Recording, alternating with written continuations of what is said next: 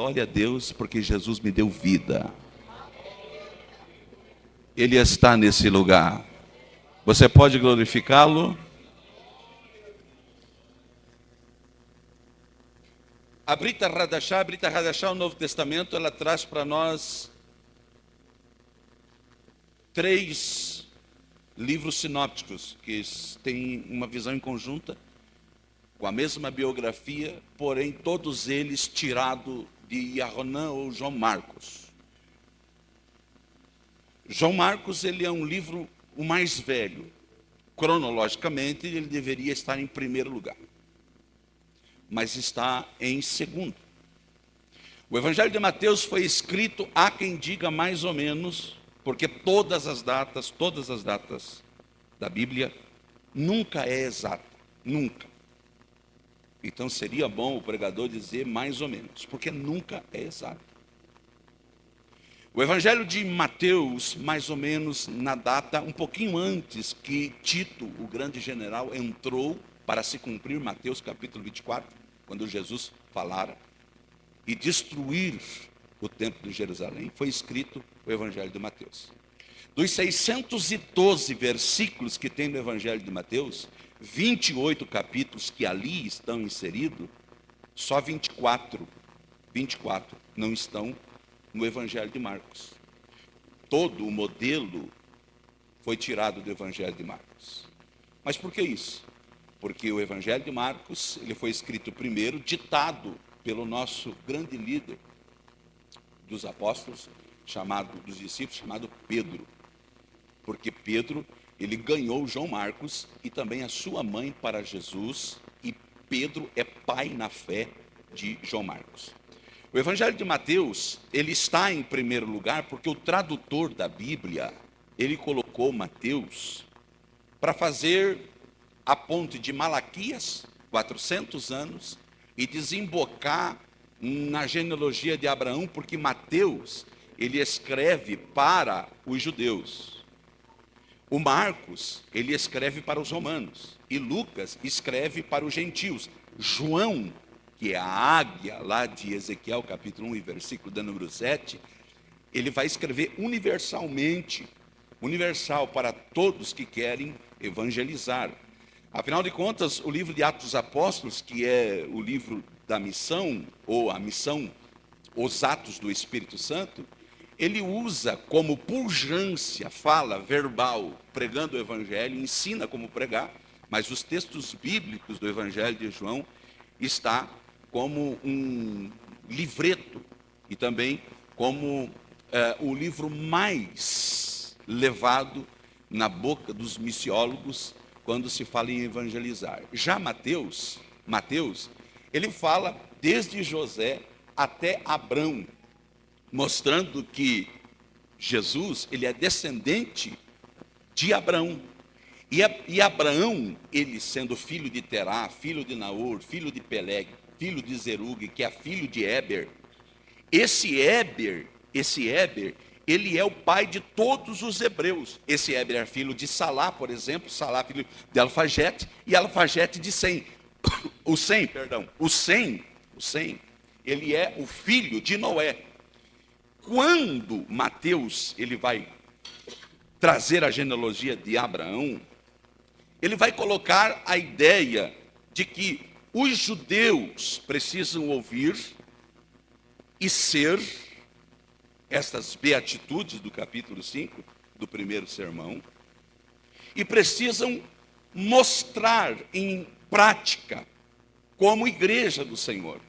É por isso que o sermão, ele não começa no capítulo 5. O primeiro sermão de Jesus é Mateus capítulo 4 e versículo 17, quando ele diz assim, ó, arrependei-vos, porque é chegado o reino de Deus. Tem umas versões que diz, é chegado o reino dos céus. E aqui no tema que vocês escolheram, sobre essas duas metáforas, que é sal e luz, você vai perceber que ele diz, vós, pluralizado, sois o sal da terra e luz do mundo. Só que no texto você vai ver céus escrito. Por quê? Porque existem 3 céus. O primeiro céus é o que nós conhecemos como Oranos, o segundo é Mesoranos e o terceiro é Eporanos. O que é Oranos? Oranos é essa abóboda azul que a gente vê nos dias de frio, que fica cristalino. O Mesorano são todos os planetas que você possa entender como planetas, estrelas, Júpiter, Marte, e aí você fala de todos os planetas, incluindo o planeta Terra. E o Eporanos é onde está o trono de Deus, aonde a igreja, que é a sal e que é a luz, ela vai sair para viver para sempre nesse Eporanos, aonde está o trono de Deus. Então aqui no Evangelho de Mateus, nós vamos ver que ele segue esse sermão de capítulo 4, versículo 17, colocando o seu reino, porque na terra existe também 3 reinos: o reino dos homens, o reino das trevas e o reino de Deus. O reino de Deus é o qual que tem o controle sobre o comando, que é o controle dos homens, que é onde está o comando dos homens, que é o reino dos homens. Deus, quando ele quiser, ele entra dentro do comando, porque ele tem todo o controle, e a igreja do Senhor tem Deus como controle, e o povo de Deus é como o sal e a luz, que estão abaixo da ordem de Deus. Deus é ele que comanda todas as coisas, que manda, que tem o controle, e a igreja do Senhor, a igreja aqui, ela tem o comando, representando Deus na terra. Aí você vai dizer, mas pastor, o que aqui no Monte da Bem-aventurança, Matai ou Matatias, que vem de presente, o seu nome se chamava Levi, Mateus capítulo de número 9, versículo 9, o nome dele se chamava Levi, e ele estava entre os cobradores de impostos, quando Jesus o chamou. E a Bíblia diz aqui, nessas 9 beatitudes, daquilo que nós somos, e que nós precisamos ser, para depois nós precisamos praticar. Então, Jesus, como um bom orador, como um bom pregador, que tem a homilética e a hermenêutica dentro dele em si, ele começa colocando, assim como os rabinos colocava as pessoas sentadas no chão, e ali sentado no chão ele ensinava. Aí ele começa dizendo, bem-aventurado ou abençoado é aquele pobre de espírito, os mansos e humildes de coração, os que choram, os misericordiosos, os limpos de coração, os pacificadores. E assim ele vai trazendo esse sermão do que nós somos, o que nós somos aqui. E aí ele dá uma pausa, termina a sua introdução e entra sobre estas metáforas que eu quero trazer a lume nesta noite aqui, nestes 20 minutos que eu tenho em meu favor aqui. Queridos, em primeiro lugar, quando ele diz que eu e você somos sal da terra, eu me lembro, eu volto lá nos Veterotestamentários, no Velho Testamento, no capítulo 9, versículo 8, que a Bíblia diz, em todo tempo, sejam alvas as suas vestes, alvas, fala de branco, e nunca falte o óleo sobre a tua cabeça. Então, quando Salomão, na sua linguagem, ele vai falar sobre alvas, ele está falando de santidade, ele está falando de pureza, que o crente, ele precisa, nesse mundo pós-moderno, entender que ele é santo, e que ele precisa resplandecer, deixar resplandecer pureza. Mas não foi só Salomão que disse isso, João também disse em 1 João, capítulo 2, versículo 20, usando o pronome pluralizado, também diz assim, vós sois, ele diz assim, vós tendes a unção do santo. Você perceba que ele está falando santo de letra maiúscula e não de letra minúscula. Esse santo está mostrando que o crente tem que ser santo como Deus é santo, ser de santo como eu sou santo. Então, aqui nesse mundo em que nós vivemos, nós precisamos andar em santidade, assim como o branco do sal mostra a sua pureza, o crente tem que mostrar essa santidade onde está. Quando eu fazia a faculdade de História, eu ia para lá, e quando na aula, quando a gente batia papo, eles perguntavam no recreio ali, no momento, pastor, você faz tempo que é crente? Mas você não tem vergonha de falar para todo mundo que você é cristão? Não, porque eu sou sal. E quem é sal, ele resplandece no meio do povo ímpio. E deixa eu dizer algo para você aqui. O sal aqui é branco. Que cor que é o sal? Que cor que é o sal? Vamos lá, irmãos. Está o povo animado aqui. O sal é branco. E aqui este título, esse pseudônimo, branco, vai trazer para eu e você várias lições desse sal. Primeiro, o sal é branco. Aqui em Rio Negro é branco. Mas se você sair daqui e ir lá em Cascavel, é branco também. Agora, se você sair e ir aonde meu pai foi missionário, meu pai, na Argentina, e tu chegar lá e pedir um copo ou um saco de sal, aí você vai ver que é branco também. Se você for para Israel, por exemplo, é branco. Se você for para o Egito, é branco. Só que quando você chegar na África, é branco também. Porque aonde ele vai, ele nunca muda a sua natureza, porque ele é servo aqui, ele é servo na rua, ele é branco santo na faculdade.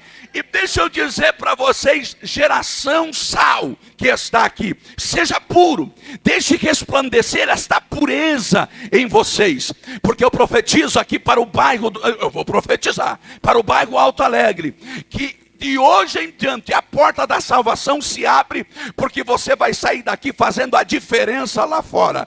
Eu creio. Quem é o sal de Jesus aqui? O sal. E a Bíblia Sagrada vai mostrar que este sal que está aqui, também, ele é antisséptico. Por quê? Porque ele não deixa que a carne apodreça. É por conta disso que Jesus falou do sal. Quando Jesus falou do sal, não tinha essa tecnologia de geladeira. Hoje, as mulheres querem aquelas cheias de telinha, parece uma TV, e tudo cheio de, né, aquelas geladeiras lindas que gela, congela, resfria. Mas antigamente não tinha. E o que fazia a carne não apodrecer? Era o sal. Porque o sal era sinônimo de prosperidade. Os rabinos, para vocês terem uma ideia, quando eles iam fazer um juramento, eles pegavam o sal, colocavam na mão um do outro, e aí eles raspavam a mão um no outro para fazer os seus negócios. E nunca um homem poderia romper. Por quê? Porque nesse acordo teve sal na mão. E quando tem sal, tem pureza. Quando tem sal, tem lealdade. Quando tem, se você não dá glória, eu não vou parar de falar, irmão. Quando tem sal, tem pureza. Quando tem sal, tem verdade. Aleluia. E a Bíblia Sagrada diz que este sal que está aqui não deixa a carne apodrecer. Esses dias eu preguei na Bahia e um irmão lá do interior disse: pastor, eu vou mostrar para você o sal de sol. O sal de sol. Aí eu disse: que tipo de carne é essa? Ela disse assim: a carne de sol é o seguinte: a gente tira, mata o bode, coloca lá pendurado e aí a gente deixa. Aí eu perguntei para ele: mas e as varejeiras? Não apodrece? Não, tem sal. A gente esfrega sal na carne, a varejeira não chega. E me chamou a atenção essa semana, porque eu estava lendo na Bíblia que o príncipe das trevas, chamado Beelzebul, é príncipe das moscas. Então Satanás, ele ama ver uma carne fácil, sem sal, para ele chegar e sentar, porque ele é o príncipe das trevas, o príncipe das moscas. Mas nesta noite, no congresso, aqui nesse bairro, eu vou até me preparar para ver teu glória. O sal do céu vai ser passado na carne, e varejeira não vai sentar, não vai apodrecer. O que a gente está vendo é uma geração, irmão, de crentes que estão cheios de sal, mas a gente vê uma geração que tem pouco sal também. Mas graças a Deus que Jeová esta noite está dizendo: eu vou passar sal na carne para colocar você num bom tempero, para que você não apodreça espiritualmente. A carne não pode apodrecer. É o sal que é levada na carne. Mas é muito interessante isso. Olha aqui para mim. O sal, Eu gosto muito dessa metáfora, porque o sal, queridos, o sal, ele não pega o gosto do alimento, é o alimento que pega o gosto do sal. Vocês entenderam? Não é o sal que pega o sabor do alimento, mas é o alimento que pega o sabor do sal. Se não dá glória, não está legal. Olhe para mim, você está lá no mundo, mas você não é do mundo. Você anda com mentiroso, mas não é mentiroso.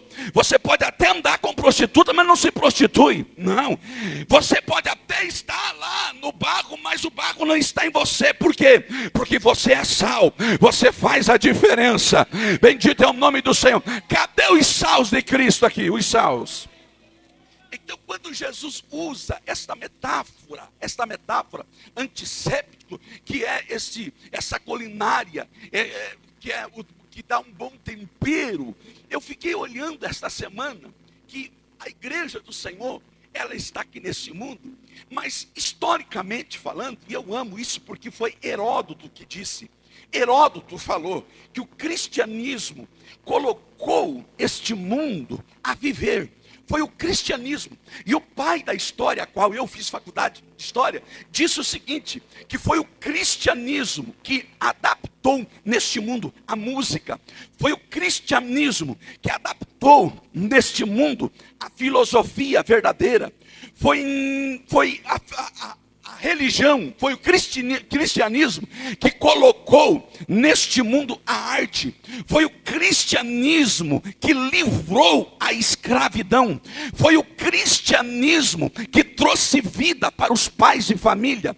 Foi o cristianismo que mudou a situação de muitos que entraram dentro desse ambiente. Foi o cristianismo que trouxe eu e você aqui para glorificar o seu santo e precioso nome. Bendito é o nome do Senhor Jesus. Então, a Bíblia Sagrada mostra que nós somos sal e sal da terra, e temos que fazer a diferença. Só que olhe para mim, o sal também arde. Vocês já viram que o sal causa ardor? Se você tiver com alguma ferida e o sal for lá, isto arde por demais. Mas aqui nós somos sal neste mundo, e ainda que a gente arde lá no mundo e causa o mundo criticar da gente, a gente não deixa de ser sal, a gente faz a diferença. E sabe por que esse mundo ainda não está podre, destruído, insuportável de viver nele? É porque a igreja está aqui. Quando a igreja não estiver mais aqui e sumir para as mansões celestiais, esse mundo vai apodrecer. E eu quero dizer que Jesus está voltando. E oxalá que seja hoje. E o sal vai subir para estar eternamente com Jesus Cristo. O sal arde. Eu estava, pastor, pastoreando, agora não estou mais, mas eu estava pastoreando num lugar chamado São João. E aonde eu pastoreava tinha 3 igrejas no interior. E aí eu entrei dentro de uma comunidade que a igreja estava pela metade, não tinha chão, não tinha piso feito, não tinha janela, a cobertura estava pela metade, abandonada. E aí começamos a pregar o evangelho, eu e a minha esposa, e nós assumimos esse lugar há 6 anos atrás, com 4 membros da igreja, e começamos a trabalhar, visita um, visita outro, vai na casa do outro, vai na casa do outro, e a comunidade de lá é muito religiosa, de uma outra religião. E aí começamos a falar de Jesus. Aí se reuniram alguém e falaram assim, nós temos que chamar esse pastor aqui. Me chamaram lá. Aí o diretor disse o seguinte, aqui dentro dessa comunidade, dentro desse assentamento, essa diretora que tem aqui, ela gosta de fazer as místicas. E dentro dessas místicas tem que se enrolar na bandeira da tal instituição. Aí o meu filho disse, mas eu não vou fazer isso, meu pai. Ele voltou para casa, não quis se enrolar naquela bandeira. E aí eu fui lá falar com a diretora e disse, olha, nós somos evangélicos. E nós não temos nada a ver com essa instituição. Nós pregamos o evangelho de Jesus. Ela disse, olha, se não se enrolar na bandeira da LGBT aqui, então não entra no colégio, e aqui não vai fazer parte, porque nós aqui levantamos a bandeira da LGBT e nós somos tudo contra.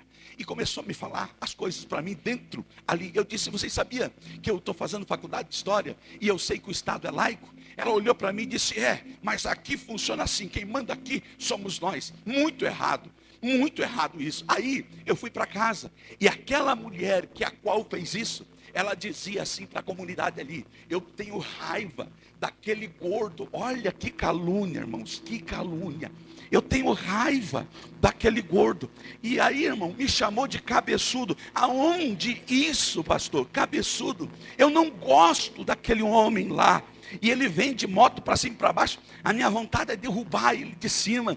Eu não gosto dele. E vocês sabem o que eles faziam? Caravanas. E iam para Israel, para a Palestina, lutar contra Israel, de tanto ódio que eles tinham de Israel. Aí ela disse: esse daí, ele só não é israelita porque é brasileiro, mas se fosse ele estava lá, porque ele só fala de Israel nos cultos dele, e nós somos contra Israel. E aí, irmão, começamos a trabalhar. Aí um dia, cheguei na casa de um homem, ele disse assim para mim: esse menininho é querido. O menininho veio no meu colo, sentou. O Espírito Santo disse para mim: eis aí uma grande obra.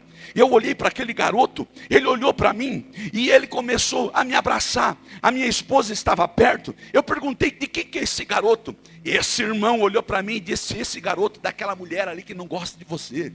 É a minha vizinha, ela te odeia. Ela é mãe do Enzo. E o Enzo é filho dela. Passou-se uns dias, um mês, mais ou menos. O Enzo ficou doente. Levaram o Enzo para o hospital. E quando o Enzo chegou lá, o Enzo foi diagnosticado com leucemia aguda, em fase terminal. Estava amarelinho. Ela começou a correr por todas as partes. Aí o irmão chegou lá e disse: viu, chama o gordo da moto. Ela disse: eu não quero nem ver esse homem aqui na minha casa. Aí o homem chegava e dizia para mim, o nome dele era Valdir: vai lá, pastor, porque o menino está morrendo. Eu disse: não, esse negócio de dizer que eu tenho que entrar na casa dos outros sem os outros querer, negativo. Nem Jesus, que é 100% Deus, 100% homem, ele está batendo na porta, ele não entra sem permissão. E fica uma dica aqui: Jesus nunca vai entrar na tua casa se você não abrir a porta e dizer: entra, Jesus, faça morada aqui dentro. Ele vai ficar lá fora. Se você liberar, ele deixa você entrar. Mas quando ela um dia viu que o filho estava em fase terminal, ela chamou a gente e a gente foi lá. É muito interessante que quando eu cheguei e olhei para o menino, ela disse o seguinte para o Valdir: se o Deus dos crentes curar o meu filho, que ele já está em fase terminal, eu já fiz de tudo, já fui no fulano, já fui no Beltrano, trouxe o Beltrano, e ninguém conseguiu resolver, e o médico mandou ele morrer em casa, e está nessa situação. E o irmão Valdir me contou, e quando eu cheguei lá, eu cheguei no ambiente, ele estava magrinho, os bracinhos fininhos, a boca tudo cheia de sangue, saindo sangue pelo ouvido, carequinha, amarelo, pálido, pesando não sei quantos quilos, pequenininho nas fraldas, já não tinha fralda que cobria o menino. E quando eu cheguei e olhei para ele, ele fez assim com a mãozinha para mim, e eu fui chegando e coloquei a cabeça perto dele. Ele disse assim: ó, eu sempre disse, pastor, e pedi para Jesus me curar. Em todo esse período ele disse: calma, Enzo, eu vou te curar, mas eu tenho uma obra na tua casa, eu tenho uma obra para fazer no teu lar. Aleluia! E sabe o que aconteceu? Eu voltei lá e disse para ela: irmão, olhem para mim, sabe aquelas mulheres que mandam em casa? Não sei se aqui tem, mas lá, aquela manda, aquela dá ordem, irmão. Lá não tem lesco-lesco, lá ela manda. Ela olhou assim para ele e diz assim: ó, dobra o joelho que nós vai ficar crente. E ele disse: então tá, dobrou o joelho. Ela dobrou e abraçou ele. Ela olhou para mim e disse: e agora, pastor? O que vai acontecer? Eu disse: agora, vocês aceitaram Jesus? Eu vou fazer uma oração pelo Enzo. Quando eu entrei, a minha carne tremia, porque eu ouvi ele falar aquilo. E eu peguei ele nos braços e levantei ele até uma altura. Agora fica uma dica, olhe para mim aqui. Você, quando for orar por alguém, não precisa usar golpe do Muay Thai, porque tem gente que acha que faz não, irmão, não, é somente orar. É o poder de Deus que vai mudar. é Deus que vai fazer a obra. E raia-se, e esta noite aqui em Rio Negro, nesta linda igreja, o Espírito Santo falou agora em meu coração, que vai te dar poder, viu, Sal, para você fazer a diferença. Você crê nessa palavra? Pelo amor de Deus, levante a sua mão para glorificar o nome do Senhor Jesus Cristo. Agora preste atenção, aquela mulher, ela nunca queria me ver, ela sempre falava mal de mim, não deixava os filhos ir no colégio. Agora ela se levantou e disse: e agora, pastor? Eu disse: agora. Eu peguei o menino, levantei para cima e disse: para a glória do teu nome, para a alegria da família e para testemunho da igreja, cura o Enzo agora, Jesus. E coloquei o Enzo na cama, e eu saí, ela ficou olhando para mim: só isso, pastor? Eu disse: só. Jesus curou o Enzo. Ela disse: tá bom. Passou uns dias, mais ou menos uns 15 dias, venceu o tempo. Ela levou o Enzo para casa, chegou no hospital, chegou lá, o médico olhou na cabeça dele e viu uma veia. Segundo ela, veio uma veia que estava saltando. O médico disse: tem uma veia saltando, como é que pode? As veias não saltam quando estão nesse estágio. Vamos fazer um exame. Foram lá na UPCAM, fizeram exames, chegaram: mãe, 3 dias depois, mãe, é o seguinte, vamos fazer um exame em outro hospital, porque o exame saiu diferente do esperado. A mãe começou a chorar e disse: eu sei o que aconteceu. O médico disse: não, mãe, espera, porque pode ser errado a máquina mesmo. Ela disse: pode fazer exame aonde vocês quiser, porque Jesus visitou a minha casa, Jesus visitou o meu lar. Você pode glorificar ao Senhor? Pega a mão assim, ó, com permissão do nosso pastor. É congresso mesmo? Coloca a mão no ombro do irmão, dá uma sacudidela para acordar no culto. Diga: você é sal, você é sal.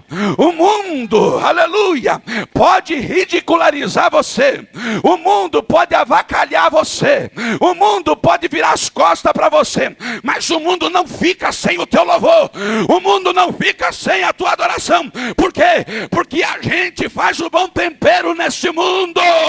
Você pode glorificar ao Senhor Jesus Cristo. Agora, preste atenção nisso. Eu vou liberar uma palavra aqui esta noite. Ela me chamou e disse: pastor, eu quero me batizar. Batizei. Quero batizar o marido. Batizei o marido. E aí ela disse assim para mim: agora, pastor, eu vou me aprofundar, porque eu tenho tanto ódio de Israel que eu não consigo aceitar, porque eu fui formada, fiz faculdade me falando contra Israel. E ela começou a estudar sobre Israel. E eu na casa dela, um dia ela chegou para mim e disse assim: pastor, será que tem perdão? Eu disse: o quê? Eu falei tanto mal de Israel, e eu vi que Israel é uma extensão, nós somos a extensão de Israel. Eles rejeitaram, e aí veio para nós, e a gente pegou, é isso, pastor, isso. Israel vai passar pela grande tribulação dos 7 anos, sim. E quando vir a guerra do Amagedon, Apocalipse 9,16, 200 milhões de soldados que estão vindo para invadir Israel, e a igreja vai descer, e Deus vai pisar no monte, e vai se tornar plano na terra. Apocalipse 1,7, e todo olho verá, pastor. Eu disse: é isso mesmo, e nós vamos estar com Jesus, é isso mesmo, e a igreja vai descer para livrar Israel, isso mesmo, isso mesmo. E a Bíblia Sagrada diz que Israel de Deus será livre, liberto, e a igreja estará com o Senhor. Aí ela disse: então, pastor, então é o seguinte, eu quero ser ensinadora. Eu quero gastar minha vida ensinando que Israel é de Deus. Eu quero ensinar que Israel é de Deus. Sabe o que aconteceu? Ela começou a fazer discipulado, e ela disse: eu quero fazer a diferença. Ela chegou para mim e disse assim: pastor, o que eu faço com os brincos? Eu disse: pergunta para o Espírito Santo. E ela disse: mas como? Vai no espelho e pergunta da tua roupa. E ela disse que foi, e começou a olhar no espelho e diz assim: olha, para mim não é bom isso, para mim não é bom aquilo, para mim não é bom. Ela foi pastoreada, ela sentiu no coração o que ela não precisava usar, e ela foi para o colégio. Quando ela chegou lá, ela disse: você está estranha, você está andando tipo crente, você está andando tipo os evangélicos ali. Ela disse: tipo não, eu sou de Jesus, e se tornou discipuladora, é a nossa discipuladora hoje. Mas só isso? Não. Presta atenção. Chamaram na Tarobá. Por quê? Porque quando viram que o Enzo estava em fase terminal, fizeram uns vídeos dele para dizer tchau para o Enzo. E de repente o Enzo melhorou. Aí o hospital chamou a TV Tarobá, a melhor, a mais forte, a mulher que mais fala ao meio-dia. Chamaram o Enzo e falaram: olha, mamãe, vamos trazer o Enzo para uma reunião e vamos dizer sobre o câncer e que o tratamento da quimioterapia deu certo e que ele foi curado. A mãe foi e falou: beleza. Aí me chamou eu. Aí, irmão, eu, para ganhar alma, comecei a cortar cabelo. Fiz curso para cortar cabelo. Sabe por quê? Porque aí eu prego no pé do ouvido do pecador. E comecei a pregar. Não foi, irmão? Fiz curso para cortar cabelo. Eu nunca cortei na vida. Eu faço degradê, faço rasopark, faço no dread, faço risquinho, faço tiro de bala. Até isso eu faço, irmão, tudo isso no cabelo. E aí eu fui até lá. Cheguei e disse: o que você vai cortar? Ele disse: pastor, capricha no meu cabelo. E eu comecei a cortar o cabelo dele. Ele disse assim para mim: faça aí, pastor, um corte no meu cabelo e faça um risquinho que vem cortando a minha sobrancelha. Porque hoje, pastor, eu vou fazer uma homilia. Eu disse: o que é isso? Uma homilia. Eu disse: mas o que é isso? Ele disse o seguinte: me chamaram para mim falar da leucemia e que eu fui curado por conta da quimioterapia que estavam fazendo em mim. Só que a mãe não tem ideia do que eu vou falar. Eu disse: Enzo, você já combinou com a tua mãe? Ela disse: a mãe não tem nada a ver com a minha cura. Quem me curou foi Jesus. Se é para mim entrar dentro da TV mentir, pastor, eu nem vou. Eu vou lá dizer que Jesus me curou. Jesus me curou. Aí eu chamei ela. Chamei a professora, disse, Lucimar, o nome dela. Chamei: Lucimar, vem aqui. É o seguinte, o que vai acontecer hoje? Disse: olha, eles estão falando que vão fazer uma entrevista meio-dia. Assista, pastor, assista. Eu disse: eu vou assistir. Ela disse: porque a leucemia, eles estão dizendo que a leucemia não conseguiu resistir à quimioterapia. Eu olhei para ela e disse: Lucimar, foi a quimioterapia? Ela disse: não, foi Jesus. Eu disse: então. Ela disse: mas ela pediu isso. Eu disse: mas não vá lá mentir. Fala de Jesus. Porque o Enzo não vai mentir. Ela disse: eu não vou mentir também, pastor. Mas você não está falando que vai lá dizer que foi a quimioterapia? Ela disse: não, pastor, nós vamos chegar lá. E se for assim, a gente não entra. E quando chegaram lá, a mulher olhou e disse assim: olha, conta, tá, Enzo, que foi a quimioterapia que curou você.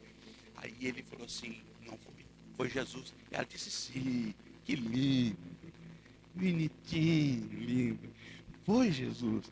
Mas a quimioterapia, daí depois Jesus, ela disse: a quimioterapia já tinha me abandonado, mas Jesus entrou no meu quarto e me curou.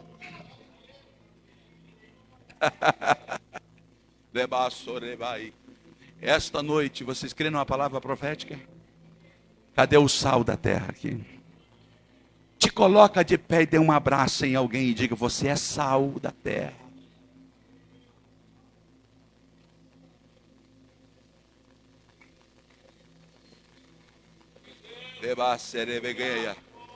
E tem mais uma coisa: o sal, pastor, pimenta, ele causa sede.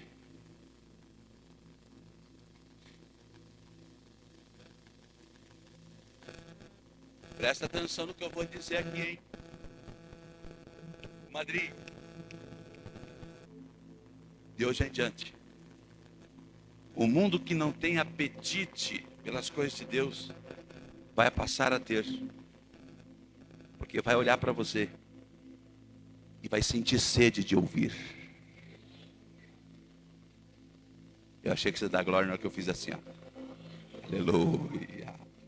Hoje é tempo de causar sede no mundo. Nunca mais será a mesma. Menavaia seriodoria sen. Deus denaia se.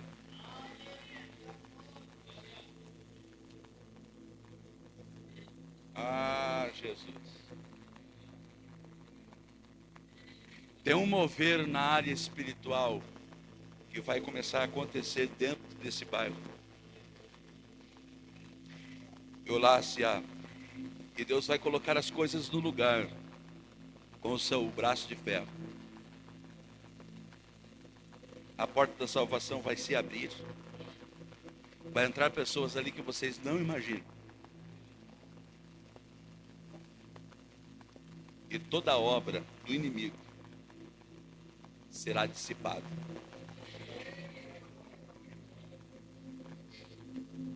Esse bairro está recebendo de Deus esta palavra. Deus está dizendo aqui, para vocês, que existe uma obra muito grande do inimigo contra famílias que estão aqui dentro desse ambiente, para destruir frieza espiritual. Mas está chegando um novo tempo. Deus vai tirar e vai pôr. Denaya Soriandé. Eu vejo Deus mudando coisas para um novo avivamento chegando em Rio Negro. Vocês creem nessa palavra? Amém? Primeiro lugar. O sal, ele dá sabor. E quem que já viu aquele ditado, tem gente que não tem sal, é sem sal e sem açúcar? É isso que diz? Sem sal, sem açúcar. Ele não é uma coisa nem outra. O sal, ele representa alegria. Diga alegria. E existe uma diferença muito grande entre alegria e felicidade. Alegre e felicidade, ainda que são palavras parecidas, mas dentro da etimologia falando, dentro da raiz da palavra felicidade, ela é obsoleta. Ela tem começo, tem meio e tem fim. Aí tem muita gente que diz assim para os jovens, lá no mundo não tem felicidade. Olhe para mim, e eu digo, não é verdade. No mundo tem. Se no mundo não tivesse felicidade, os bares estavam vazios, não tinha ninguém rindo. Se no mundo não tivesse felicidade, as boates estavam todas fechadas. Se no mundo não tivesse felicidade, os estádios de futebol estavam vazios. Se no mundo não tivesse